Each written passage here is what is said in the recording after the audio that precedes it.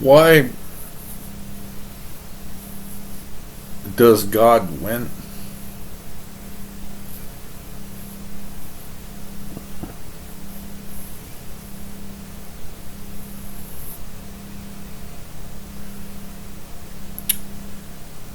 God is the one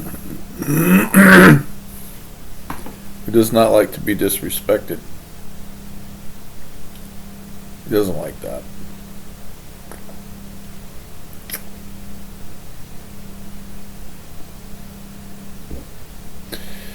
You can imagine that you have, but you have not.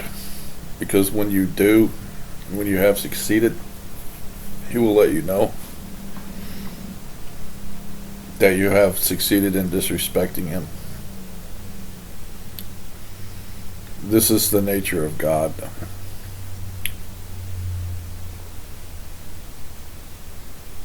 Why doesn't God like to be disrespected?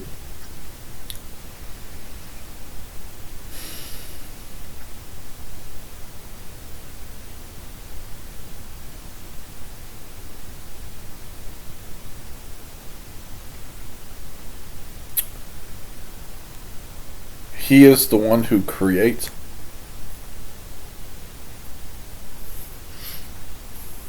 I'll try to help you understand this. If you go to a museum, a gallery where artwork is displayed,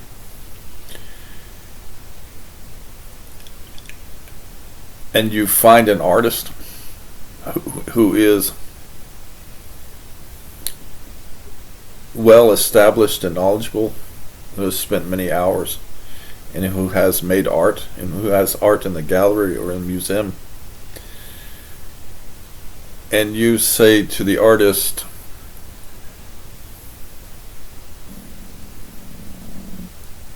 "This is a piece of shit," or "You are a piece of shit. Your artwork is shit. You are shit. What you have made is shit."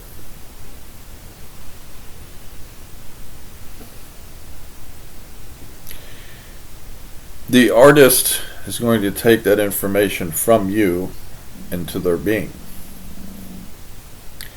And they're going to say,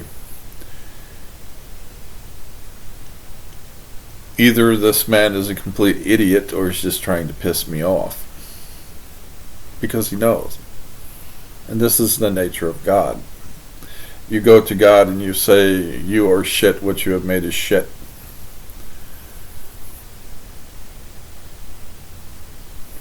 God can hear you. God will hear you. And He will say, either you are an idiot or you're just trying to piss me off. If you do that enough, eventually you're going to piss the person off. Let's say you go to the gallery, you find the artist, and you repeatedly call his work shit to his face.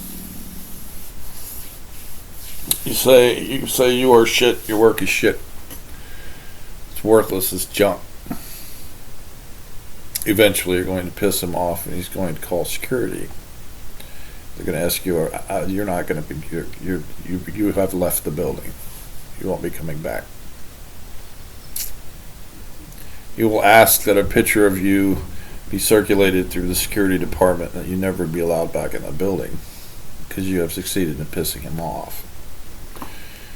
This is very similar to God. God is a creator. He makes, he builds. That's what God is. That's all God is.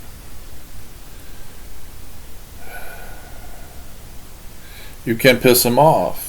When you finally do, he has accommodations for you.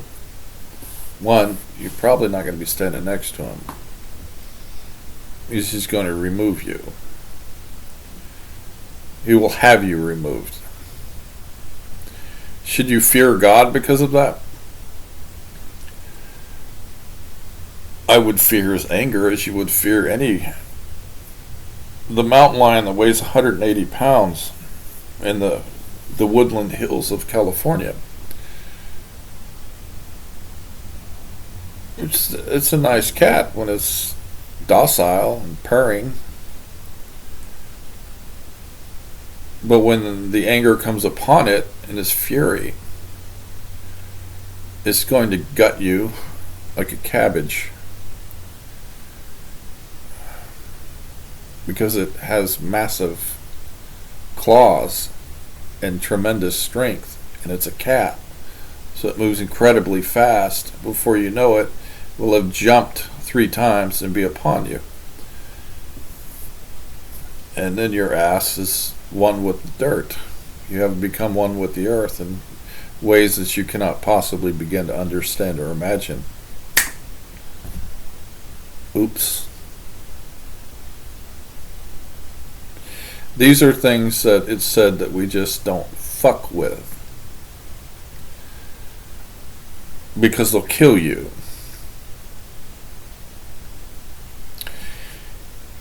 Playing with sharks like they were puppies. No.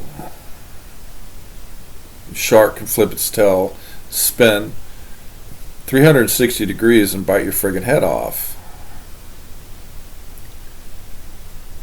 Or 180 degrees, even faster. Depends on which direction it's in.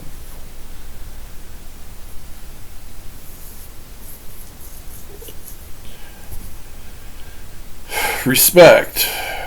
This is a word that will give you a much longer life. It means you get to live longer.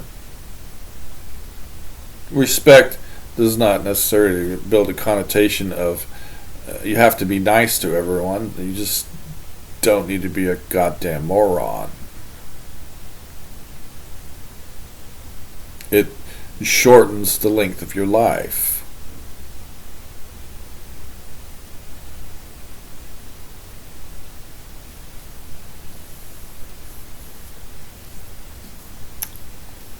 Why does God win? He doesn't have a choice.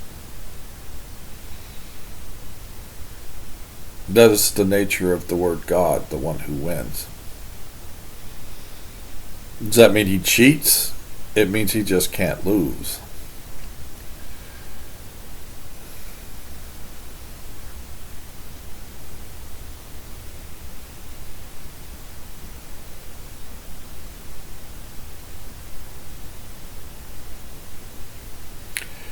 You say, but a soul has decided to turn itself over to Satan for eternity and never see the light of God again. God has lost, he has lost that soul. Gave you the option. God didn't lose anything. He let you leave. In a form or another, you could say that God lost you to the devil, but he gave you that option. If you want to go to Satan, go. He's not going to stop you from making your own mind up about what you want to do with what belongs to you.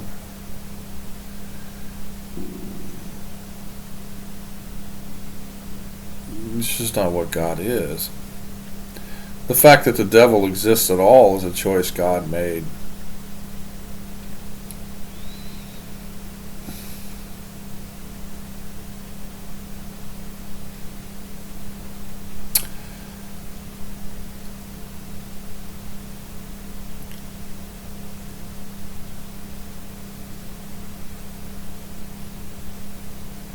Do I care personally?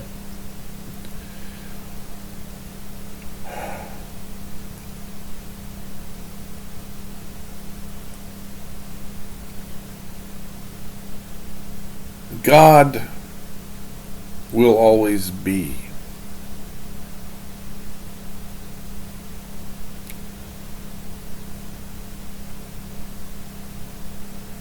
That is what God is.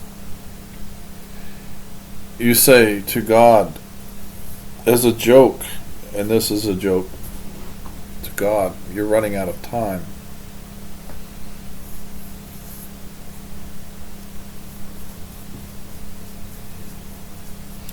You say to God, God, you're running out of time. You have to hurry. This is a joke. There is no stronger variation of a word choice to bring to God's ears than you're running out of time. You have no idea what time is. God says, for each one of these, make a mark upon the wall.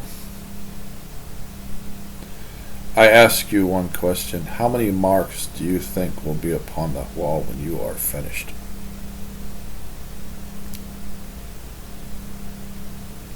2? 2 marks? 4? 700?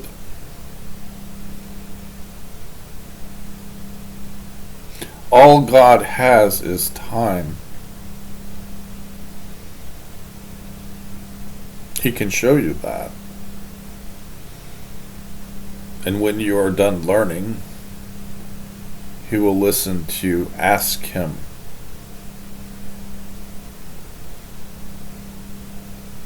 This is God.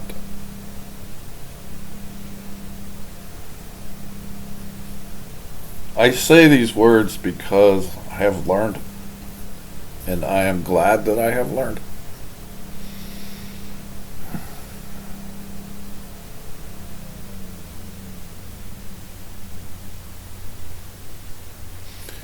I've known this for many, many years, though. I've been lucky. I was lucky to know what God was when I was a small child.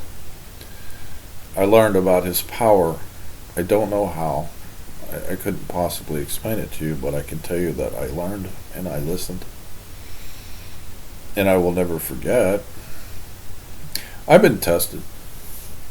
There's not one man who has not been tested to the very fiber and core of his being until perhaps he has lost that battle. Whatever it may have been. Could have been planting a tree or changing a tire. It really doesn't matter.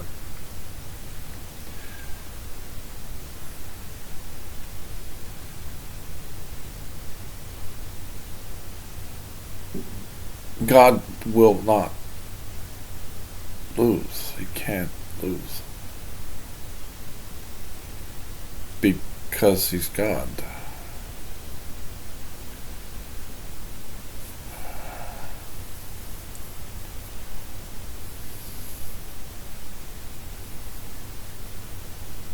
It's confusing to me to see men play with technology. But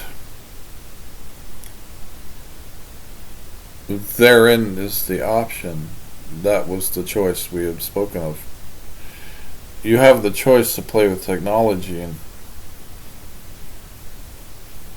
and you can do that. Does that mean you're going to be with the devil? It just means you won't be with God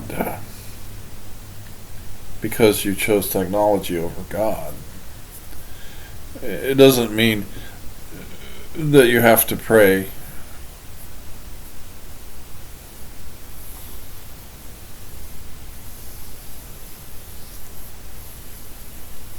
It just means that if you try to replace God with a computer program to try to cover all the particulars and whatnots, eventually the particulars are going to overcome your position, because that is the nature of the universe. God will never be overcome because he can't. This is the nature of God. If God ever sends an angel, it's to show you mercy. It's not because he's weak. It's not, oh no, I have to send this angel or this will go poorly. Impossible, yeah, sure, but likelihood when God sends you an angel is to show you mercy.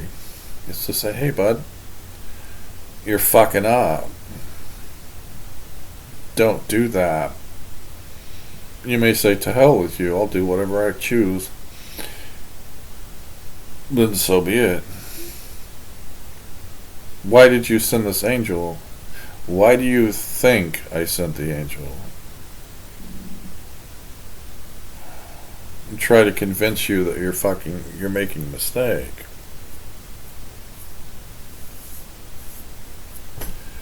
That's what the person's there for.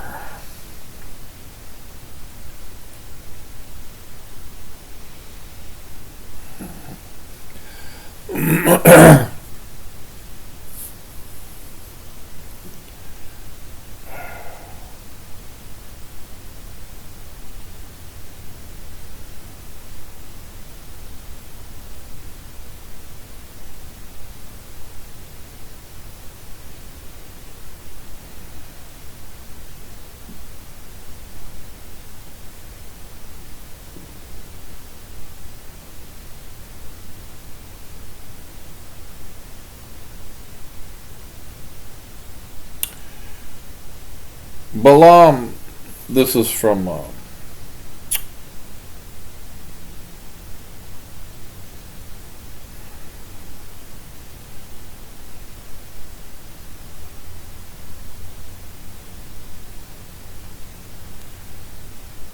Bible Gateway. Balaam got up in the morning, saddled his donkey, and went to the Moabite officials, but God was very angry when he went. The angel of the Lord stood in the road to oppose him. Balaam was riding on his donkey, and his two servants were with him. When the donkey saw the angel of the Lord standing in the road with a drawn sword in his hand, it turned off the road into the field. Balaam beat it to get it back on the road. Then the angel of the Lord stood in a narrow path through the vineyards with walls on both sides. When the donkey saw the angel of the Lord, it pressed close to the wall, crushing Balaam's foot against it. So he beat the donkey again. The angel of the Lord moved on ahead and stood in a narrow place where there was no room to turn, either to the right or to the left. When the donkey saw the angel of the Lord, it laid down under Balaam. And he was angry and beat it with his staff. The Lord opened the donkey's mouth, and it said to Balaam, "What have I done to you to make you beat me these 3 times?" Balaam answered the donkey, "You have made a fool of me. If only I had a sword in my hand, I would kill you right now." The donkey said to Balaam, "I am not your own donkey, which you have always ridden to this day. Have I been in the habit of doing this to you?" "No," he said. The Lord opened Balaam's eyes, and he saw the angel of the Lord standing in the road with his sword drawn. So he bowed low and fell face down. The angel of the Lord asked him, "Why have you beaten your donkey these 3 times?" "I have come here to oppose you because your path is a reckless one before me. The donkey saw me and turned away from me these 3 times. If it had not turned away, I would certainly have killed you by now. but it would have spared it. But I would have spared it. If it had not turned away, I would certainly have killed you by now, but I would have spared it. Balaam said to the angel of the Lord, I have sinned. I did not realize you were standing in the road to oppose me. Now, if you are displeased, I will go back. The angel of the Lord said to Balaam, Go with the men, but speak only what I tell you. So Balaam went with Balak's officials. When Balak heard that Balaam was coming, he went out to meet him at the Moabite town in the Anon border at the edge of this territory. Balak said to Balaam, Did I not send you an urgent summons? Why didn't you come to me? I am really not able to reward you. Well, I've come to you now, Balaam replied, but I can't say whatever I please. I must only what God puts in my mouth. Then Balaam went with Balak to Kiriath Huzoth.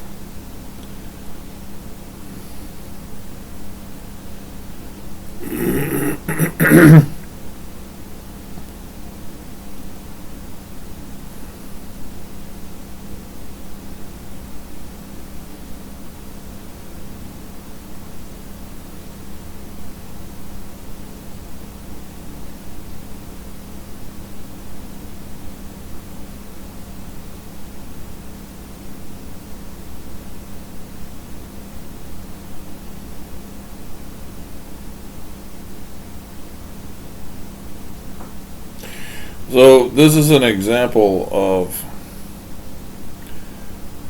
God putting an angel in someone's path. Something I didn't know before reading this is that the angel was there to kill him. If you ever see an angel with a sword drawn, you have a fucking problem, because it's likely there to kill you. Apparently in this case, the angel was sent there to kill him. I didn't know that before reading that again, but the donkey saved his life 3 times, so he owes the donkey his life. Oh shit. The point of the matter is,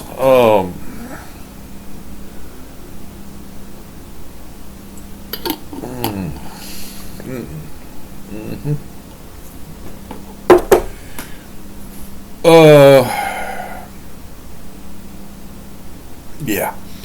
So that's the moral of that story. God is very simple. It's not complex. Does that mean an idiot can understand God? Yes. Does that mean if you don't understand God, you're simpler than an idiot? I don't know.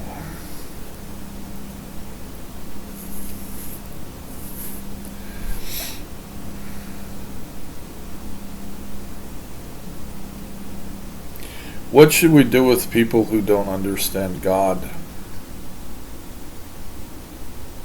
Well, these people have a choice. They can either choose Satan or God. What if they don't understand either one? At some point, all men will suffer their fate. This is the nature of time. So what time does is it brings you to where you belong, no matter what you do. Time is the courier. It is the travel that you are on.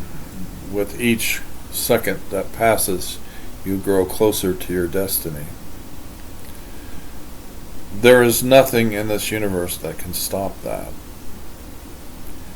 You will arrive at your destination, no matter what you do. No matter where you are, where you go, nothing is going to stop that.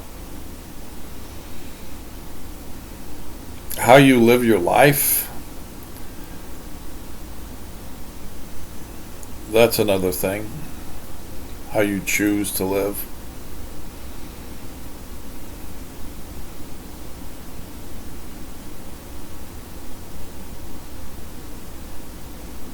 There is nothing else.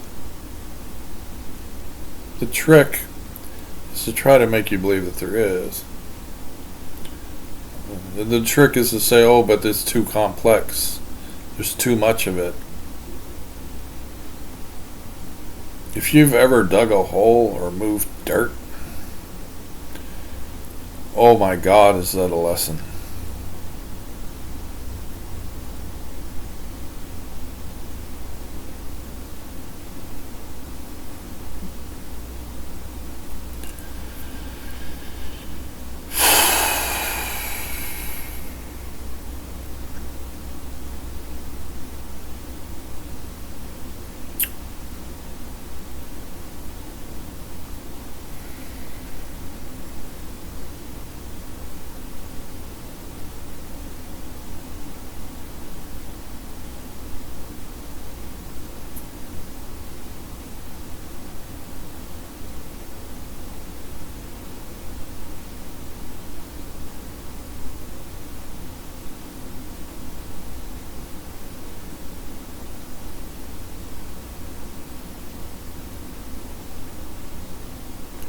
There is nothing in your life that cannot be overcome. The other trick is to make you believe that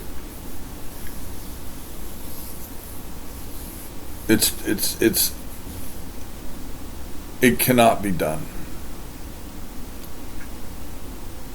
That's the trick. To make you believe that.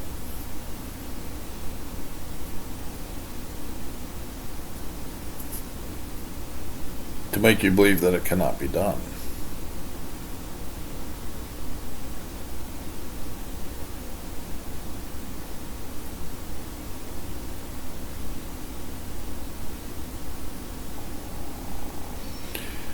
Faith, does that have anything to do with faith?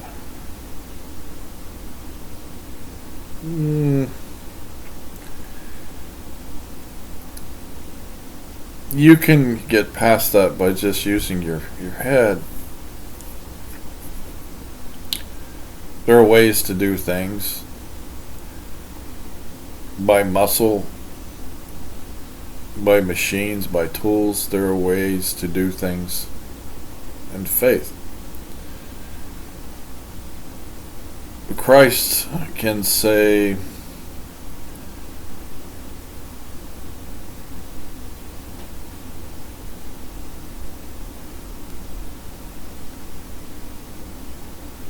things in faith that will happen. Man can use machines to accomplish things that Christ's faith can achieve. Are these the same? Is one better or worse than the other? It's a matter of how you choose to do your business. There are men who have faith in God so much that they have overcome things that they don't even know what were there, because their faith has taken them to the other side of it, when in fact if you knew what you just navigated, you wouldn't fucking believe it.